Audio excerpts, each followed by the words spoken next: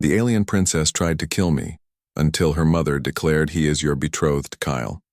Harris had always dreamed of reaching the stars, but he never imagined his first contact with aliens would involve a beautiful warrior princess trying to separate his head from his shoulders with a glowing energy blade.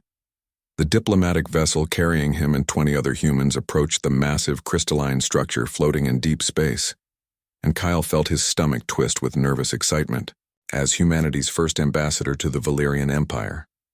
The Valyrians were a proud warrior race who had contacted Earth 3 months ago with an offer of alliance and trade, and Kyle, a simple linguist from Colorado, had been chosen to help bridge the communication gap between their species.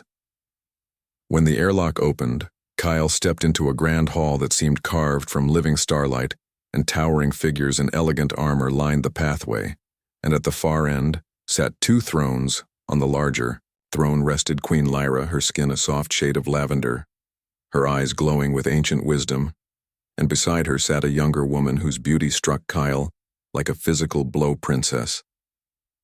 Zara had silver hair that flowed like liquid metal sharp, violet eyes, and an expression of pure contempt as she stared at the human delegation.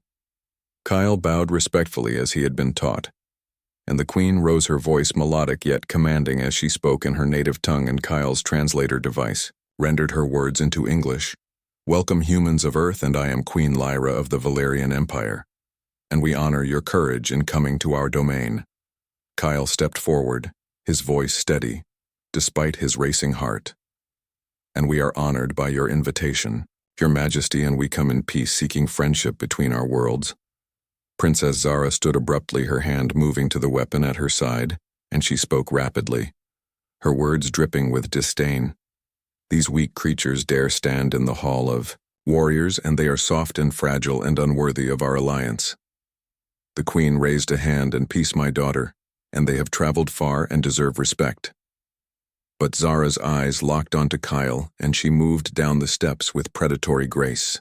"And let me test this human's worth, mother. And if he cannot defend himself, he has no place negotiating with warriors." Before anyone could react, Zara drew her energy blade, the weapon humming to life with a purple glow, and she lunged at Kyle with blinding speed. Kyle barely had time to dive sideways as the blade sliced through the air where his head had been, and his heart hammered as he scrambled backward. "Your Highness, please, and I'm not here to fight," and Kyle shouted, raising his hands. Then, "You will die quickly," and Zara replied coldly, advancing on him. Kyle's training kicked in, and he had spent years studying various martial arts not for combat, but because he loved the discipline and philosophy, and now those skills might save his life. As Zara thrust forward, Kyle sidestepped, using her momentum against her, and he grabbed her wrist, twisting and using a basic judo technique to send her stumbling.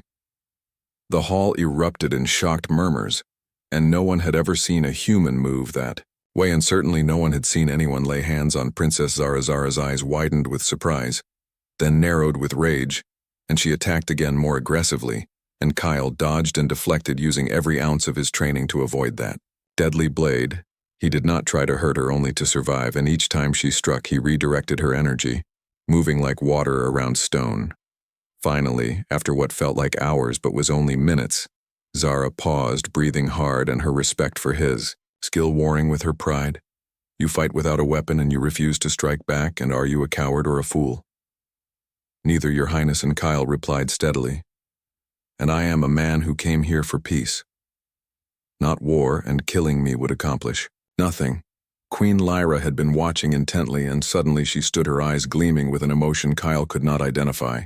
"Stop," and the queen commanded, and Zara immediately lowered her weapon, bowing to her mother. Kyle also bowed, trying to control his shaking hands. The queen descended the steps and approached Kyle, studying him closely. "And you fought with honor, human, and you protected yourself without seeking to harm my daughter, and you showed wisdom beyond your years. Thank you, Your Majesty." And Kyle said humbly. The queen turned to her daughter and Zara. "Do you see how he moves and how he thinks, and this is not weakness but strength of a different kind?" Zara looked uncertain, her anger fading into confusion. Then Queen Lyra spoke words that made Kyle's blood run cold. "And by the ancient laws of our people, when a worthy warrior survives the trial of blades, they may claim a bond with the one who tested them." Kyle blinked. "And I am sorry, Your Majesty, but I do not understand." The Queen smiled. "In human Kyle Harris, and you have passed the trial of blades, and according to our customs, you have proven yourself worthy. And my daughter Zara has chosen you, though unknowingly, and you are now betrothed." The hall exploded with shocked voices, and Kyle felt the room spin. "Betrothed, and as in marriage," and Kyle stammered, "Yes," and the Queen said simply, "And Zara tested you, and you survived with honor, and the bond is formed." Zara's face had gone pale, and "Mother, no, and I did not intend, and he is human. The law is clear, daughter." And the Queen replied firmly, "And you initiated the trial, and he survived, and the bond stands, unless you can prove he is unworthy in some other way." Kyle's mind raced, and he looked at Zara, who looked equally horrified. "And Your Majesty, with all respect, I came here as a diplomat, not a—" and he struggled for words, "not a suitor." The Queen placed a hand on his shoulder. "And I understand this is unexpected, but our laws are sacred, and however, if you both wish, we can seek a solution, and you will spend time together and come to know one another. And if after one lunar cycle you both wish to dissolve the bond, we shall discuss it before the council." Zara looked like she wanted to argue, but she bowed stiffly. "And as you command, Mother." Kyle had no choice but to agree, and he nodded. Over the following days, Kyle and Zara were forced into close proximity, and Zara was cold and distant, barely speaking to him except to issue sharp comments about human weakness. But Kyle refused to be intimidated, and he engaged her in conversation, asking about Valerian culture and history and military tactics. Slowly, grudgingly, Zara began to respond, and she told him of the great warrior poets of her people, and the stars they had conquered and the enemies they had defeated. Kyle shared stories of Earth and of humanity's struggles and triumphs, and of art and music and philosophy. One evening, as they walked through the station's observation deck looking out at the stars, Zara finally spoke without hostility. "You are not what I expected." Human Kyle smiled. "And you can call me Kyle. And you are not what I expected either. Your Highness, call me Zara." And she said quietly, "And if we are to be," and she hesitated, "betrothed, we should use names fair enough." And Kyle agreed. Zara turned to him, her violet eyes searching his face. "And why did you not fight back when you could have disarmed me? And I saw the moments when you could have struck, because hurting you would have accomplished nothing." And Kyle said honestly, "And I came here to build bridges, not burn them."